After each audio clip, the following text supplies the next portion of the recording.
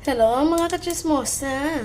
So today's video ay magluluto ako ng uga galing Kapes. Ayan. Ang sarap-sarap nito. Ang tawag nito sa uga ay tamansi ba to?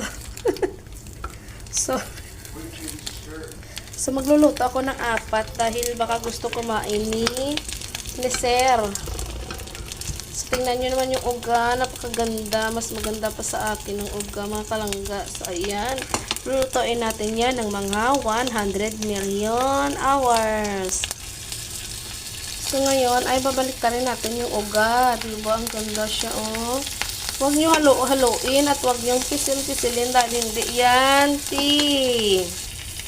Kaya, mga kalangga, luto ng ating uga. Babakitin natin. Bongga ang uga. Ay. Yan, dapat konting ano lang. Konting ano lang. Mantika. Siyempre, hindi mawawala mga kalangga ang sili nga may langgam. Tapos, tabios nga ugaman para kay Ayana. Perfect match tayo mga kalangga.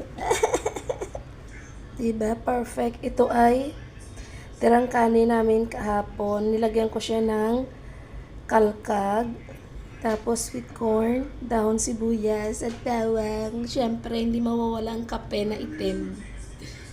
Perfect ang umagahan tsaka tanghalian ng mga person.